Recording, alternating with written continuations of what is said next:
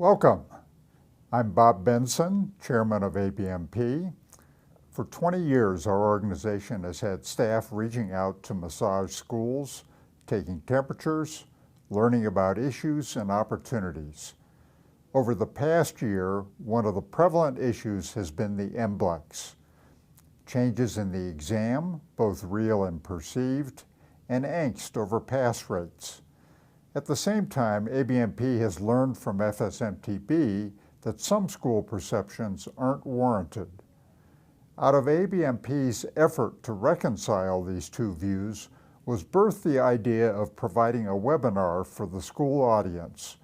We reached out to FSMTB to work together to create the MBLEX: Concerns, Myths, Facts, and Preparation Strategies. FSMTB enthusiastically embraced the opportunity to communicate with school leaders. Their staff leader, Executive Director Deborah Persinger, is representing FSMTB today. In the second half of today's presentation, we will address strategies for maximizing student preparation to take the MBLEX. ABMP's Director of Education, Ann Williams, is with us to take the lead on offering such new strategy ideas. This webinar was pre-recorded to reduce the technical stress that people often feel when trying to log into a live event.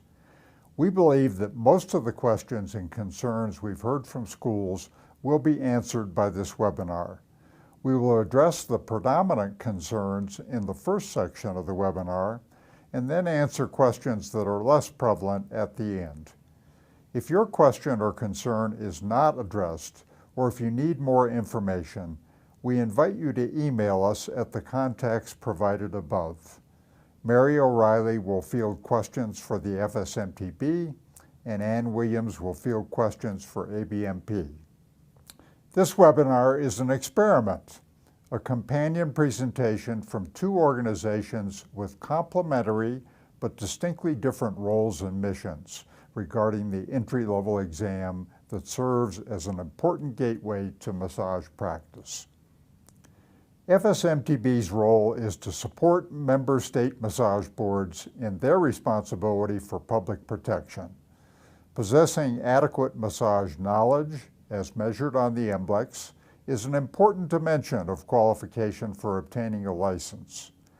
FSMTB desires to work and communicate effectively with schools, but it is not FSMTB's role to advise schools on their curricula or teaching methodologies.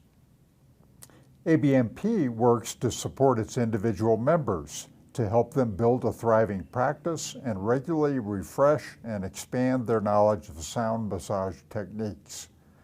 ABMP for 2 decades has also been a strong supporter of massage schools, instructors, and students. As part of that role, ABMP has developed tools to help all 3 of those audiences maximize their students' learning in school and their readiness to take and pass the MBLEX. Today, you will learn additional strategies schools can employ to help their students and recent graduates maximize their chances of acing the MBLEX. What our 2 organizations share in common is a desire to facilitate entry into the massage therapy profession by well-prepared individuals and a belief that a solidly constructed profession entry examination plays an important part in assessing such readiness. Our webinar today will break into 4 parts. First, Deborah Persinger will provide a brief summary of recent MBLEX test results, and she and I will offer perspective on how those test results impact the flow of new entrants to the massage therapy profession. Second, then Deborah will respond to concerns you and other school leaders expressed in a recent school survey about the MBLEX and FSMTB. The third part, Ann Williams will suggest a number of strategies schools can employ to promote student confidence about and success at the MBLEX testing experience. Finally, our participants will field further questions from you. Deborah, to set the stage for our discussion, Would you share the current pass rates on the MBLEX with our audience? Yes. Between July 1st, 2014 and June 30th, 2015, we had 19,875 people who sat for the MBLEX. The good news is that of those approximately 20,000 people, 69.5% passed. However, slightly over 30% of the test candidates failed the MBLEX on the first try. This percentage represents around 6,000 people.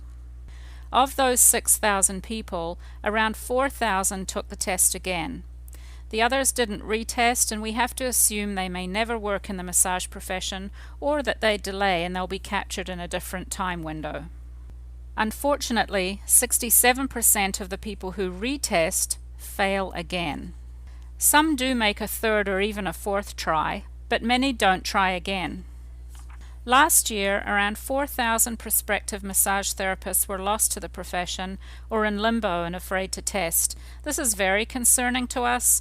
We do reach out to candidates who fail the exam multiple times.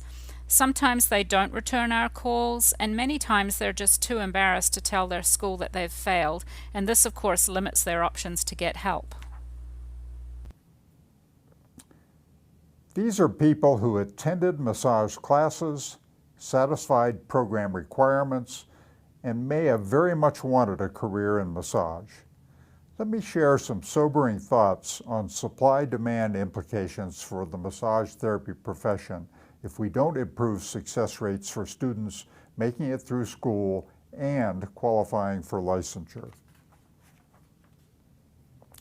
The orange line shows that the number of massage therapists practicing in the United States grew from 138,000 in 1998 to 322,000 16 years later.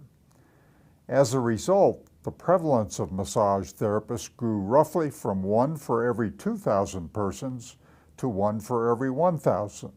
That's progress. The picture on how we got from 161,000 practitioners in 2000 up to 322,000 in 2014 is not a straight line. First of all, we had 670,000 graduates of massage school during that 15-year period, and yet you can see that the total growth of the profession is only a bit over 160,000. The answer to that is that during that same 15-year period, 509,000 individuals left the profession, stopped practicing. That's an average of 34,000 per year leaving the profession. But lately, as you well know, for a combination of reasons, massage school enrollment and graduates have been declining. We are not quite halfway through 2016 as we present this webinar, but our still hazy crystal ball suggests that 2016 could be the year things get tipped over, i.e. that more people leave the profession than enter it. Thus, the stakes are high for maximizing MBLEX pass rates for all students who truly are well prepared. The profession cannot afford to have MBLEX takers underperform on the exam. In recent months, ABMP has heard from numerous schools who have shared their concerns about what they believe are dipping pass rates on the MBLEX. Many schools have seen their own pass rates drop or cited instances where academically strong students had challenges with the test. Different schools state different reasons for why so many test candidates are failing the MBLEX. ABMP found these perceptions concerning. We set out to more systematically gather school concerns, determine common issues, and facilitate needed good conversations to increase the likelihood that more candidates pass in future years. We approached FSMTB and worked with them to create a survey we sent to all of the school programs in our database. The results illuminated 4 key challenge areas where we want to focus today. Deborah, there's a strong consensus among schools that computer adaptive testing has increased the difficulty of the MBLEX. For those that may not know, can you share a little bit about how computer adaptive testing works? Certainly. The CAT delivery platform allows the exam to be customized to the ability level of each candidate. The computer basically selects questions that are neither too difficult nor too easy based on the content knowledge demonstrated by each test taker. So when candidates answer a question correctly, a more challenging question is presented to the candidate. If a wrong answer is selected, then a less challenging question is then presented. Candidates must answer enough questions correctly that are at or above an entry-level passing threshold. There is a short video available on our website that explains in a little more detail. Deborah, now would you share why FSMTB moved to computer adaptive testing for the MBLEX? What was the thinking there? Well, CAT reflects best practices in the testing industry, and it's both a psychometrically valid and reliable measure of competence. It provides the most accurate assessment of a candidate's ability level, and the precision that it offers increases the efficiency of the exam process, which allowed us to move to 100 questions on the exam instead of the former 125 questions. It's also used by other primary healthcare professions, such as nursing, to accurately measure knowledge and ability. And another important benefit that computer adaptive testing conveys is reduced exam security risk due to limited item exposure. Does the FSMTB share school concerns that CAT has increased the difficulty of the MBLEX? No, and let's consider some data that shows why. For the past several years, the MBLEX pass rate has hovered fairly consistently around 70%. We did see a slight dip in 2010, and some of that's perhaps attributed to introducing the exam in Spanish. For the 12-month period from the introduction of CAT in July 2014 through to June 2015, the pass rate was 69.5%. And this year so far we are trending a couple of percentage points higher at about 72%. Computer adaptive testing uses modern technology to deliver an exam, but it does not change the difficulty or the content of the exam topics. And there are many factors that can impact a pass rate though, such as the ability of the candidate group, or item exposure, changes in candidate demographics in terms of English competence, test preparation, and even cheating. One thing that a number of schools have relayed to ABMP is that students preparing for the MBLEX see the sample reference list and complain that the school required them to purchase the wrong textbook if theirs isn't on the list. This is a valid concern for a school, despite the clear explanation you've provided in the candidate handbook. Deborah, can you explain why FSMTB provides a sample reference list, but not the entire list of resources used to develop test questions? FSMTB doesn't restrict or recommend or require that particular books be used to verify that an exam question is correct. The massage therapist writing the question uses a reference text of their choice, and then during the review process, questions are checked against additional reference books, and there are infinite possibilities against which items can be verified. For anatomy alone, there are thousands of possible reference books one could access. Instead, instructors should rely on their professional judgment regarding which textbooks best support their curriculum to prepare students to practice safely and competently at the entry level. In turn, that should be what best supports preparation for the MBLEX. Due to the increasing confusion about the list of books, and after consulting with many educators, in 2017 the FSMTB will no longer be providing a reference list. Although we have never suggested that successful MBLEX students need to study from particular textbooks, for some reason the book list has taken on that erroneously perceived function. Most of our audience today is pretty familiar with ELAP. For those of you who aren't, it was a 2-year effort by top educators and instructional designers in our profession to discern what should be taught in core entry-level massage instructional programs to prepare a student to be ready to begin practicing massage safely and effectively. Deborah, our recent survey included a statement, quote, "The FSMTB should use the results of the entry-level analysis project, ELAP, as well as the job task analysis to determine appropriate content for the MBLEX," end quote. A total of 85% believe the MBLEX should reference ELAP. Would you please explain why the MBLEX doesn't reference ELAP? A license indicates that an individual can practice safely and competently on the public. The key word is practice, so the exam has to be based on practice. The source of the exam content comes from the profession. Several thousand licensed massage and bodywork therapists participate in a job analysis. That's where we find out what therapists actually do in practice, how often they do it, and how important each task is. That provides us with the testing blueprint. The ELAP is an educational blueprint, not a testing blueprint. Although many topics will overlap with the two blueprints, they're developed from different sources and designed for different purposes. I want to let ABMP's Director of Education, Ann Williams, share some information here. She served on the ELAP work group. While her primary role today remains a couple of minutes away, she has a useful perspective on this particular issue that may alleviate the fears of schools who are evolving their curriculum to better match ELAP recommendations. Hi everyone.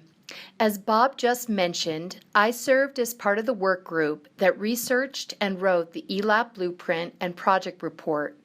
Our goal with ELAP was to precisely define what a person should know and be able to do to work safely and competently at the entry level.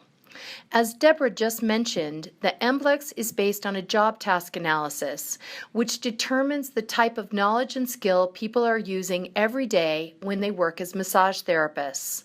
While the MBLEX might not use ELAP, ELAP used the FSMTB job task analysis as a reference when writing learning outcomes and objectives.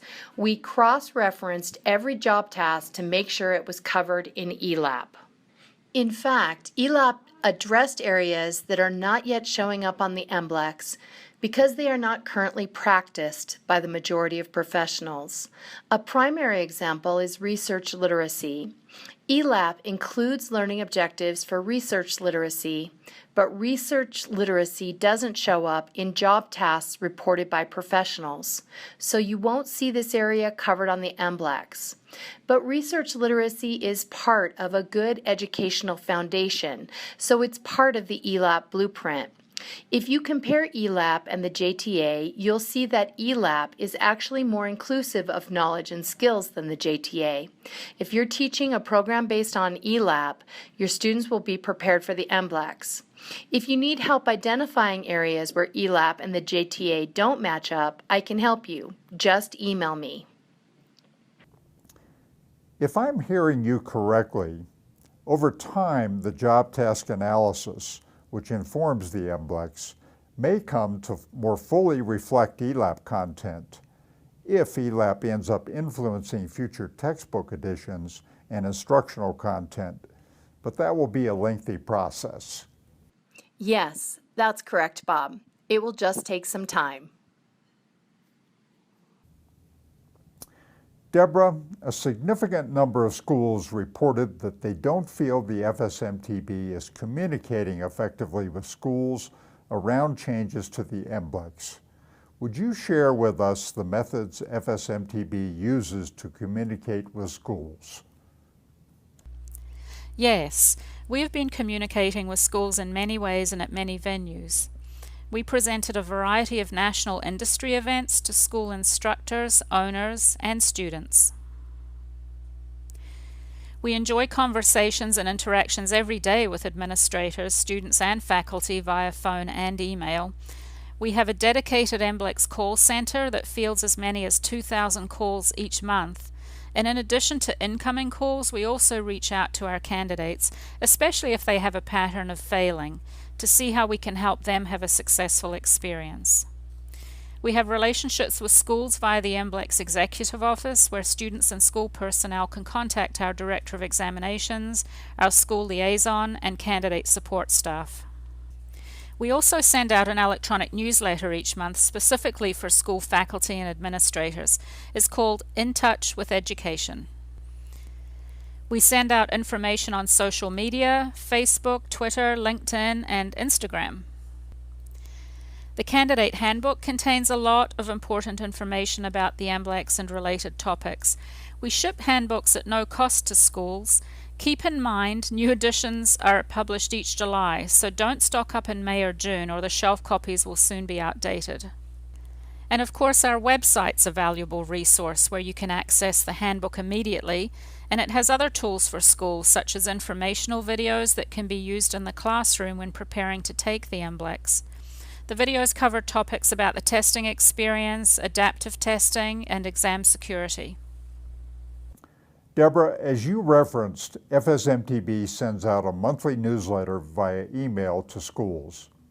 At ABMP, we know from our own efforts to communicate with schools that school contacts such as directors of education and program managers often have limited tenure. Turnover can be frequent. What can schools do to make sure the FSMTB has the email address and contact name of the appropriate person on campus? Good question. It's important that schools take steps to reach out to us too. Contact us by email at info@fsmtb.org or mblex@fsmtb.org. Are there other ways FSMTB might consider contacting schools in the future about changes, especially those related to the MBLEX? Is there a role for old-fashioned snail mail to all school directors when really important changes are made? And finally, how can ABMP support your efforts? From surveying schools, we found out that electronic communications are preferred as the best method of delivery so that the recipient can more easily disseminate the information to colleagues, and we can also be alerted to any undelivered messages as well as unopened messages. We do publish the Candidate Handbook in hard copy each year. Some might call that an old-fashioned thing to print on paper. In one instance, we provided a 1-year advance notice of a change to the exam, and we still have people claiming they didn't know about it. So ABMP helps by spreading the message through their own channels, and between all of our myriad methods and attempts, we do our very best to reach as far and wide as possible. To briefly recap challenges and solutions, we found that computer adaptive testing has not, in fact, increased the difficulty of the MBLEX. FSMTB agrees that the textbook reference list is not complete, but they're addressing that by moving toward eliminating the partial list. The results of ELAP, in fact, are not used directly to inform the test. We talked about how long-term there may come to be some influence if textbooks move in that direction. And finally, we learned that indeed FSMTB is reaching out in a broad variety of ways to communicate changes to the MBLEX to schools. And if you feel you're not getting that response, they welcome your contacting them and making sure your contact information is up to date on their records. Deborah, thank you very much. We appreciate that, and we'll be back working with you as we get toward the conclusion of this presentation. As a reminder, if you have additional questions, you can send them via email to Mary or Ann. In Mary's case, info@fsmtb.org. In Ann's case, education@abmp.com. While we understand the sky is not actually falling regarding student performance on the MBLEX, ABMP has higher ambitions, aspirations we are confident Massage School leaders share. We'd like to see 80%, even 90% of first-time MBLEX test takers earning a passing score. We expect FSMTB would like to see this too. Yeah, 100% would be fantastic, but we understand the reality that not every single student is able to keep their act together through 500 to 1,000 hours of classroom instruction, or to put in the seat time to use good tools and prep for the MBLEX. Still, we should aspire to initial test taker pass rates north of 70%. I want to reintroduce Ann Williams. She is going to share with you curriculum strategies, simple classroom methods you can use, in essence, best practices to better prepare your students for the MBLEX from day one. Hi, everyone. All right, let's talk about strategies for helping our students pass the MBLEX starting from day one. We're going to take a hard look at terminology. We're going to figure out how to give useful homework that supports our students in their testing process. We're going to deconstruct graded quizzes, and we're going to use some problem-solving reviews. So when we talk about terminology, I mean words that have exact meanings. And if you look at this report from the Entry-Level Analysis Project, the work group identified 2,674 terms that are key to entry-level practice. This is a picture of the beautiful Trevi Fountain in Rome, and I include this picture because I've been trying to learn Italian for about 14 years. And I want you to ask yourself, can you speak a foreign language? Because that's what learning massage is. Look at this. If you were going to learn English, Spanish, French, Dutch, Portuguese, or Italian, you would need 250 words just to construct a simple sentence. You would need to be able to understand around 750 words if you are around people who speak the language. 2,500 words are needed to completely understand native speakers, and 2,500 words would be needed by you to carry on any conversation. Learning massage is truly the same as learning any other foreign language. And look at what we've got. Our terms have terms. You have to be able to understand 8 terms to have a working concept of the word ground substance. It becomes fairly complicated in our profession just to learn the language.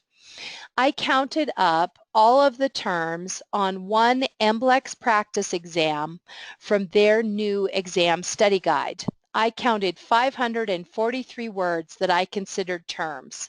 So to pass the MBLEX, you're going to need to know at least 550 words. Think about the last anatomy lecture you participated in, whether you were a teacher or a student. Often they look like this. All of these underlined words are terms, and therefore it is no wonder that our learners look like this. Term definitions are learner entry points to information. The great philosopher Kierkegaard said, if you don't know the language, you can't enter the country. If our learners don't know the language, they don't have an entry point for the content we're trying to teach them during a particular lecture or lesson. This is an absolutely impossible entry point. This is a door that's slammed in your face. Research shows that if a learner is missing the meaning for more than 1 in 10 words during a lecture, he or she will lose interest and disengage. Alternately, or at the same time, he or she will also experience feelings of discouragement, humiliation, and hopelessness. If these feelings persist, the learner will drop out of classes. If you're dropping more than 5% of your students from classes, take a look at the entry points you're creating in classes. Likely, they're too steep. When you think about terminology, think about these 4 levels.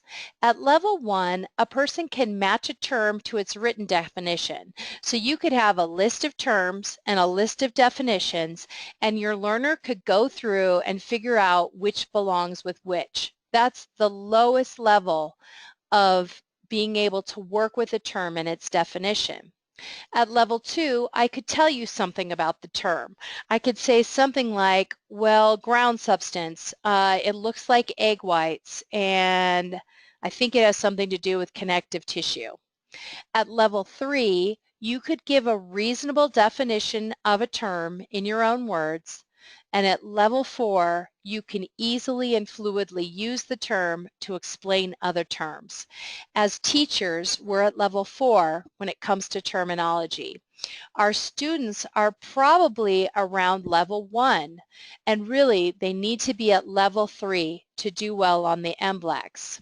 So I want you to ask yourself, how many of the 2,600 words identified by ELAP could your students explain in their own words?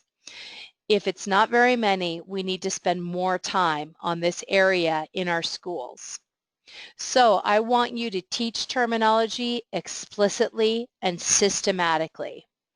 And that looks like this.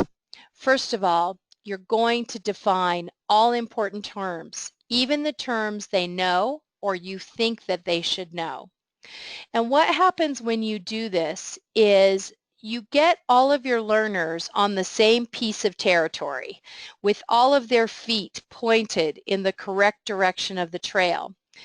You're telling them you're not going to be left behind. We're all starting from the same place. I often do this whenever I do a presentation, whether it's for teachers, whether it's for students, whether it's for industry professionals. I'll define something really easy. And what I'll see out in the audience is everybody nodding their head with me. Whenever you know something or whenever you can relate to something that a speaker is about to launch into, your anxiety as a learner decreases. You say, I've got this, I know this, I understand where we're at. As a teacher, when you define easy words, you're creating context for your learner. You're setting them up to take that step forward into new territory. Next, I want you to match a term with an image, and then I want you to use that image only for that term and use it completely consistently. So if you've got multiple teachers who might need to cover the word physician's release, they should all be using this particular definition, the one that you've agreed as a faculty, and they should be matching it to this term, and that should happen in every single class. I don't have time here today to go into effective ways to build learner constructs, but this is incredibly important for creating a solid construct for your learner.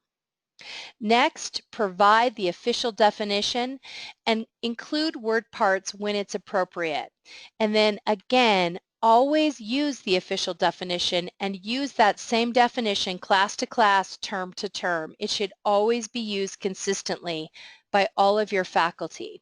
Now, if the word parts don't actually add anything to the meaning, just eliminate them. Don't use them at that point. But if they help you understand something about the meaning, then break it down into the word parts and do that fairly consistently. Have your learners verbalize terms. When a term comes up, have them say it out loud so they pronounce the term, and then have them take a minute and explain the term in their own words to a partner. Have the partner explain it back, you explain it, and have them try it again. What happens is verbalization uses a different part of the brain than just thinking and reading something, thinking about or reading something. So when you get them to verbalize it, they deepen their understanding of it, they deepen their processing, their cognitive processing, and they remember it better. Always provide a vocabulary form with complete definitions before lectures. That's right, give them the complete definitions. You never ever want your learners scribbling out something that you've written on the whiteboard or have as a definition on your slide. Just give it to them. cover these definitions, cover that lecture, that vocabulary form first, and then if a learner's listening to your lecture and you say the word elastin fiber and they suddenly find themselves confused, they can refer to their form, they can see the definition, they're back on track with your lecture, and they won't disengage. It serves you on multiple layers in multiple ways. Turn complicated terms into activities. So if I had a word like this, spasm, and I looked at it and I said, wow, I've got 1, 2, 3, 4, 5, 6 words they need to know to understand this word spasm, I'm going to recognize that as a fairly complicated term. I'm going to have my students break into pairs. They're going to research all of the underlined terms and be ready to explain those underlined terms in their own words. Now, when I'm ready to launch into my lecture about spasm, they have the background they need to stay with me. They're not going to get left behind. The other thing that's great about this is I'm teaching an approach to the work, meaning I'm teaching learners how you break down a complicated term and understand it. So even though I don't need them necessarily to know all these underlined words for something else, what I'm doing is I'm showing them how to understand the word spasm if I weren't there to help them through it. Finally, use your terminology slides for regular terminology reviews. So when you get a set of terminology slides, every teacher should share these slides and be using these slides regularly to reinforce terminology. I think you understand that my note to self is that I'm hoping you'll make terminology a top priority. ABMP has a great resource. It's called Reinventing the Lecture. It's a 3-part webinar series. I just completed it. It's all based on the latest thinking in instructional design around lectures, and it talks about addressing terminology explicitly and systematically in the body of your lecture. If you're a teacher, you can access these in our online education center, and then you'll be able to get 3 CE credits for it. So we've talked about focusing on terminology. Now let's talk about useful homework. So this is homework that doesn't help the situation. I also call this homework that sucks. It's simply too much homework, reading assignments that are so lengthy that nobody ever tackles them. When teachers use homework assignments to teach new content, which they should never do, and when they're not producing anything that they can use later. If you look at all the research on homework in adult education for vocational learners, which is what we're teaching in massage therapy, over and over again, the research will say no more than 7 total hours per week of homework. That's it. 1 hour per night. Anything more than that sets them up for failure. And your homework should not be teaching anything new. It should be focused on review that they can use for their quiz and exam preparation. So have your students write quizzes, not notes, from textbook reading assignments. This is a great recommendation, but it requires a shift in your thinking. So as schools, this is what you have to do to make this work for you. Your primary cognitive testing method for your students has got to be multiple choice questions. These are the types of question forms that are used on the MBLEX. So if you're using lots of true and false, if you're using matching, you can use fill in the blank because that's actually quite a difficult form of testing. But mainly, your main testing method should be multiple choice questions. Next, you want to write your quizzes using the same best practices for quiz writing as the MBLEX.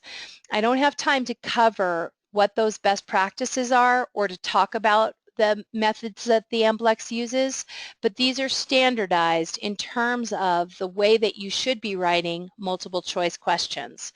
I've created a resource. It's called How to Write Quiz Questions. Drop me an email and I'll send you a copy and you can use it in your school whether or not you're an ABMP member. The other thing you should do is purchase the FSMTB's Massage and Bodywork Licensing Examination Study Guide. You want to use this to make sure that your teachers have a sense of how questions are formatted. They're formatted according to those best practices that we just described.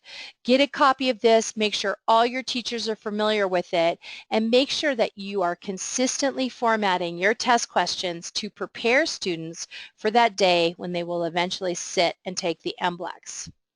Next, you want to teach students how to write quiz questions correctly. Use this ABMP resource that I talked about, hand it out, use it to teach them how to write quiz questions, and give them an assignment where they write proper quiz questions.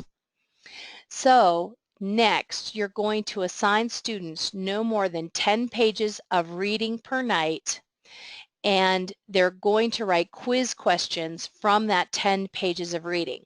So an assignment might look like this.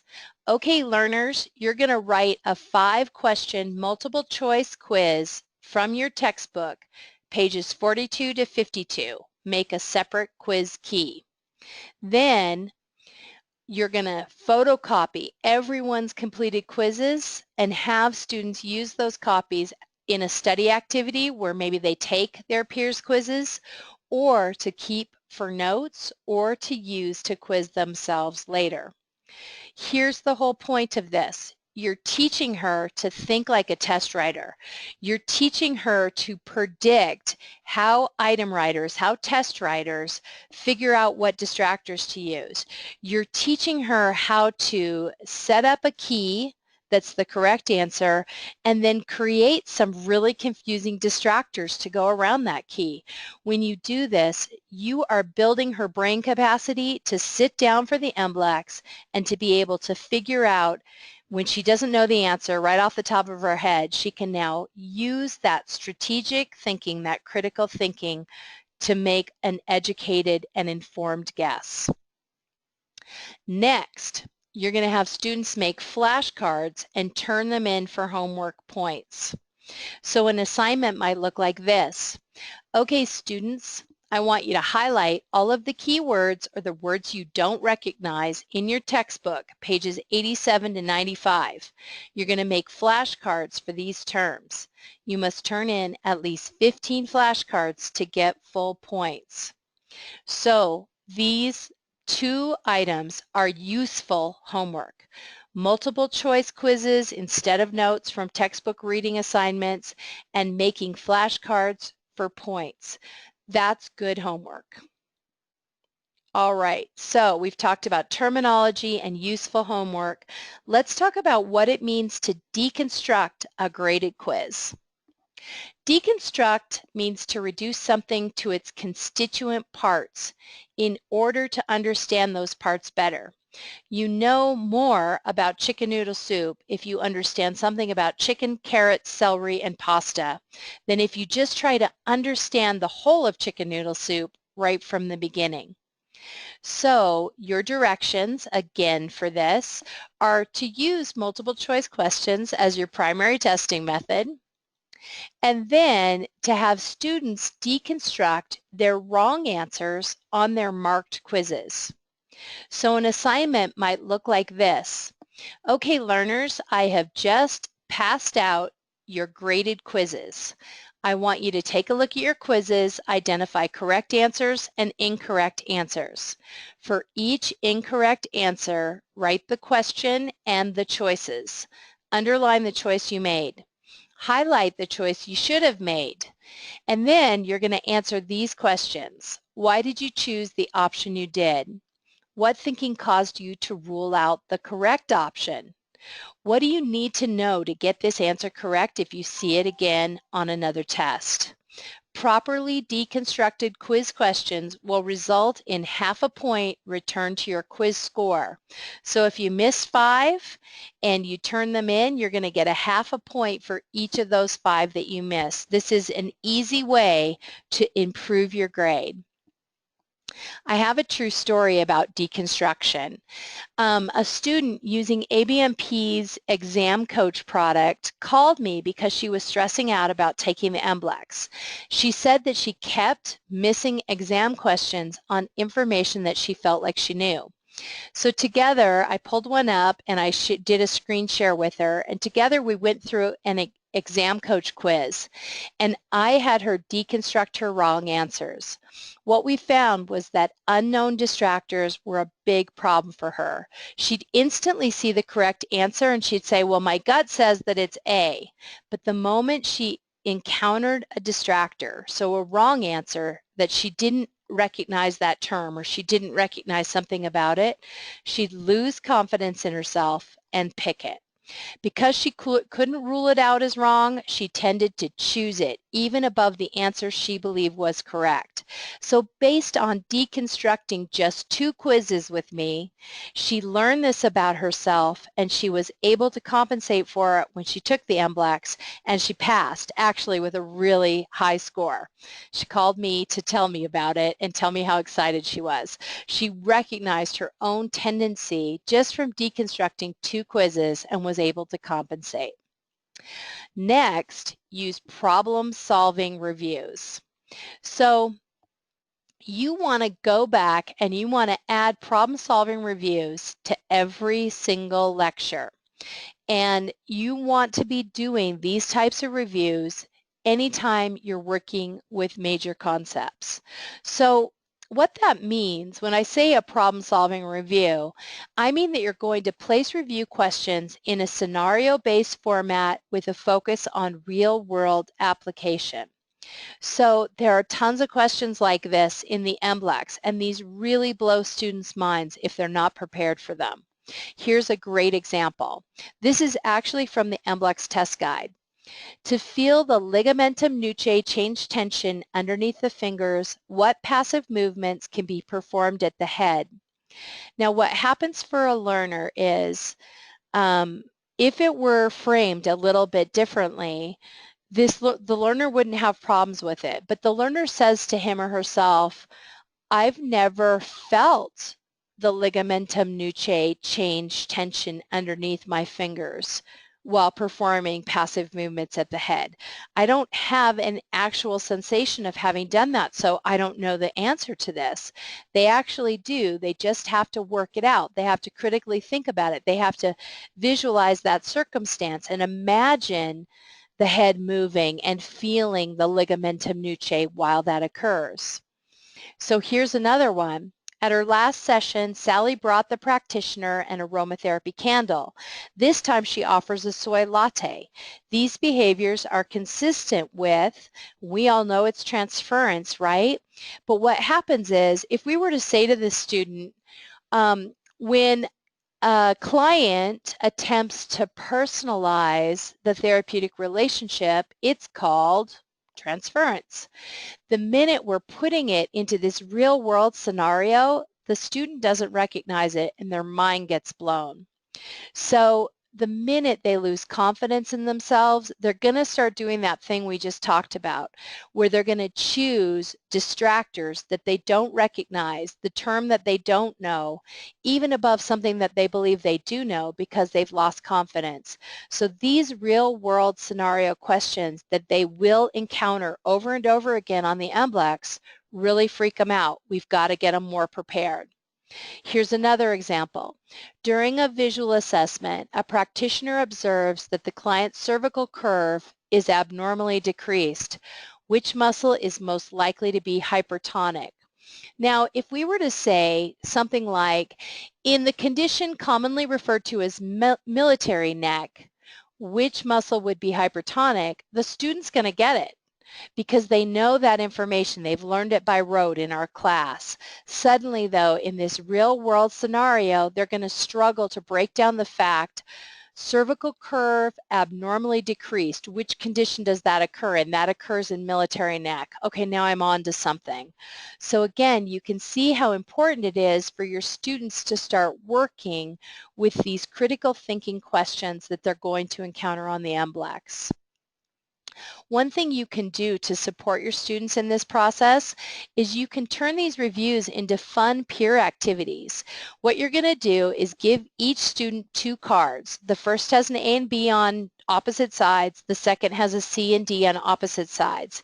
You present one of these scenario-based questions, and the learners hold up the card that they believe it is. And you're going to have different answers. So one person's going to say A, another B, another C, another D. It's going to be all over the place. That's a good thing. You want them to pair up with someone who has answered differently from them. And then what they're going to do is they're going to try to talk each other into their own answer. What they do when they do this is they reveal their critical thinking process for each other. Those students who are strong critical thinkers will demonstrate, will model for a student who has less developed skills their thinking process. They're going to say, well, I pretended that I was sitting at my client's neck and that my fingers were on the ligamentum nuchae, and then I just imagined what I would feel when they turn their head in different ways. They're going to show a student who's not naturally good at this how to think it through. And over time, your learners are going to get better and better and better at approaching issues that require their critical thinking. So that's what we've got to do. We have reached the end of this main piece. We've got to focus on terminology, give useful homework, deconstruct graded quizzes, use problem-solving reviews. Those are the 4 things we can do every single day in our classes to improve exam scores. So I also want to talk about some common challenges facing students as the MBLEX draws near. First of all, they get overwhelmed with the enormity of the task before them when they're considering studying. That means you need to do this. Provide your students with a study plan. This is an organized schedule that outlines study topics and learning tasks. So it might be as simple as doing something like this, where you give them maybe 2 or 3 tasks that they're going to do, and the task should take them about an hour. And you're going to break it down by bite-sized chunk. You don't want your students studying broadly. You want them to study in chunks, and this is often a mistake they make. They try to study all of the different topics at once, one topic at a time. Just work on one at a time, but continually move on. Don't stay with one for too long, but continually move on. Each study session should be its own topic. Don't integrate until the very end. You're going to need at least an 8-week study plan to help your students start to prepare. They should plan to do an 8-week study plan and then do a practice exam of 100 questions that they use diagnostically to figure out where they're weak. Here's the second obstacle. They choose the wrong study method.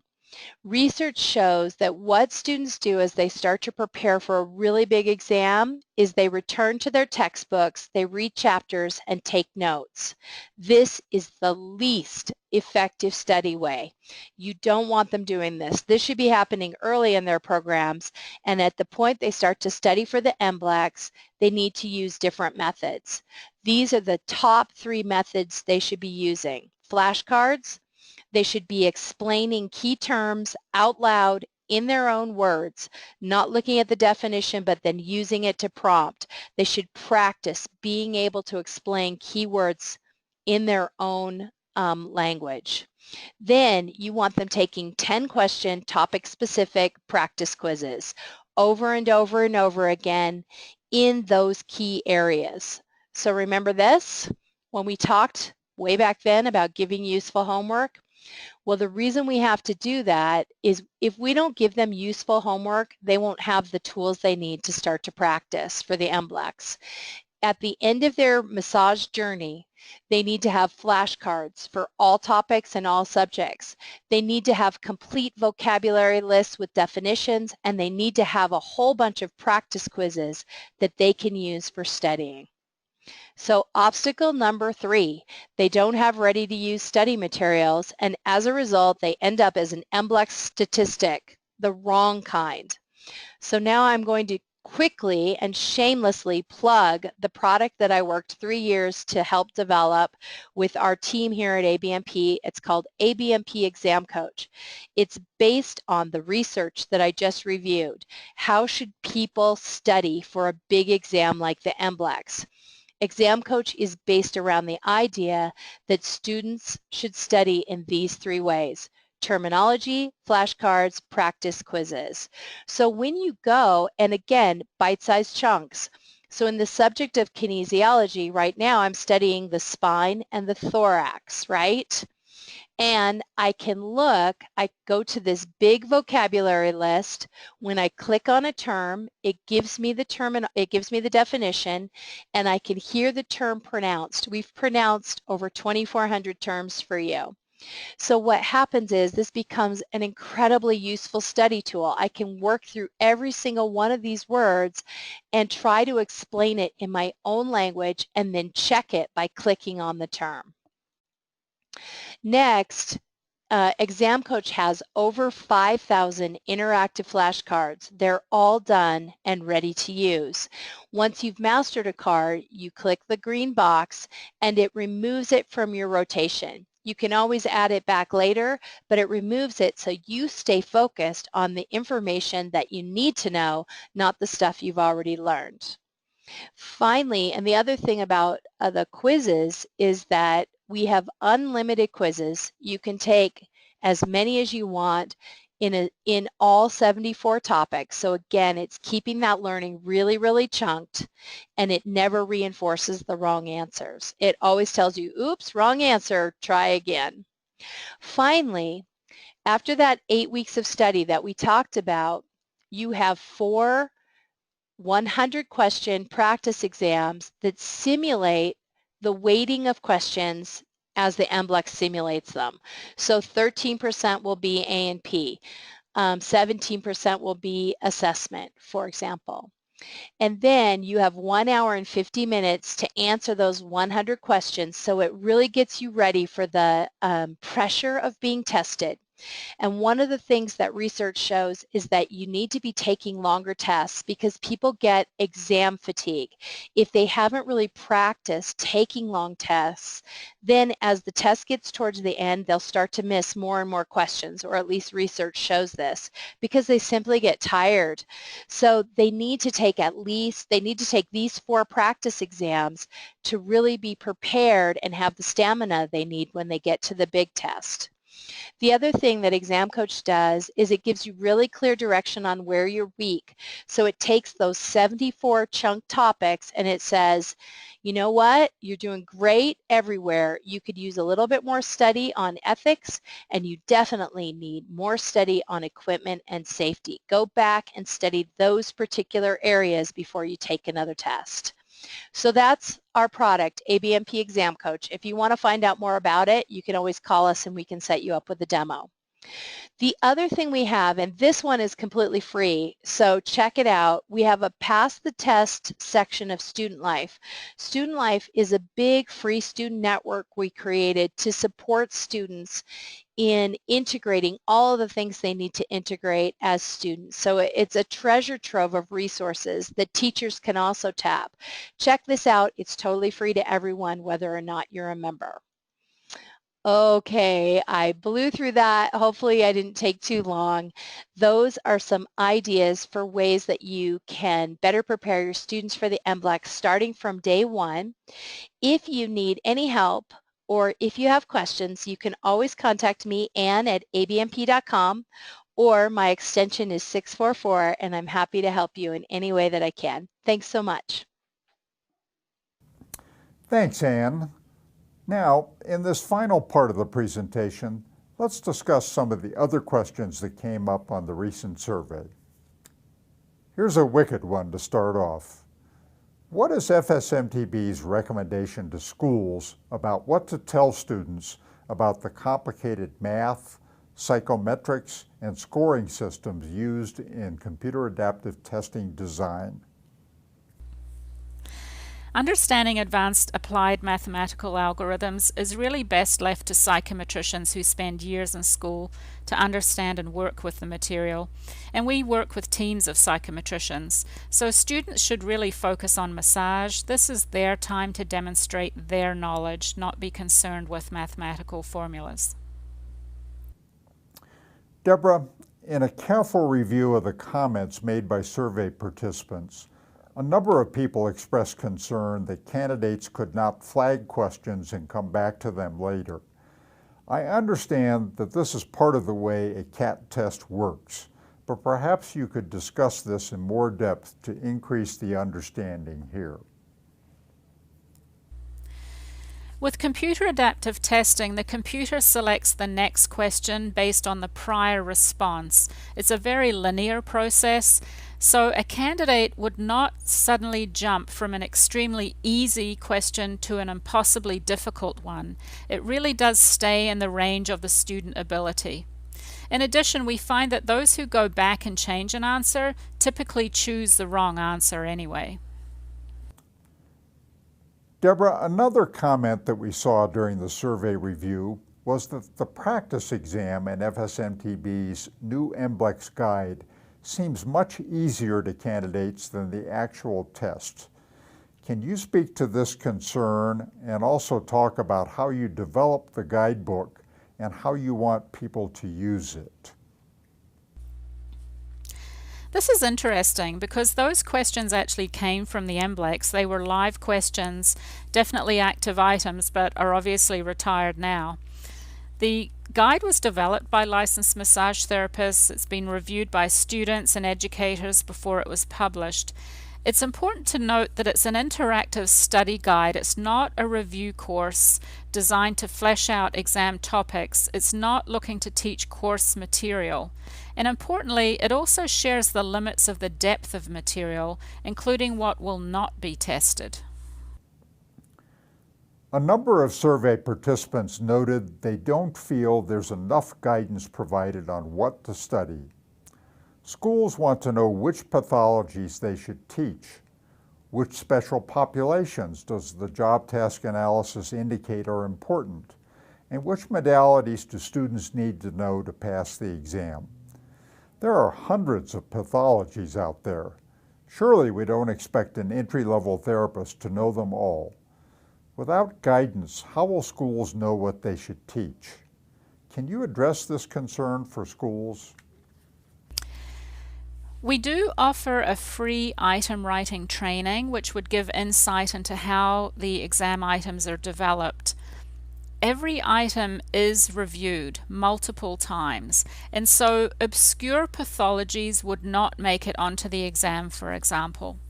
Remember that the MBLEX is a licensing exam. It's testing for safe and competent practice. We're not looking for anybody to be diagnosing all medical conditions. It's also not our job to teach the content for the test, merely reflect what is seen in practice. One final comment seemed to crop up repeatedly. Can you share with listeners why the FSMTB has instituted a 30-day wait before people can retest? Yes, as we saw earlier, that those people retaking the MBLEX have a 67% failure rate. This is because the MBLEX is very highly statistically reliable, which means that if a candidate were to take the test today and fail it, and take it again tomorrow, they would fail again, assuming there was no other intervention. And what we found was that people were returning home and reapplying in 24 hours with no intervention to change the outcome. So the 30-day wait period is a measure to allow candidates time to study, to seek help, and potentially change the outcome to a passing result, which is what we all want. To close our session, let's briefly review our discussion. Last year, 30.5% of candidates failed the MBLEX on the first try, and 67% failed on the second try. We lost somewhere around 4,800 potential massage therapists. We know what we have to do. We have to teach terminology explicitly and systematically and make it a top priority. We have to give useful homework assignments that help students build the right kind of study tools. We have to deconstruct graded quizzes to help students better understand their thinking processes.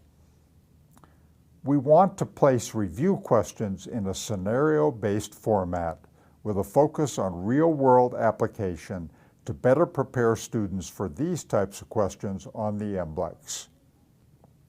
We want to help students overcome their common test-taking obstacles.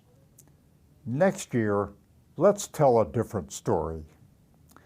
Let's make sure we don't lose people who want a career in the massage profession. Instead, let's make sure our graduates get to tell us, I passed the MBLEX. Thank you.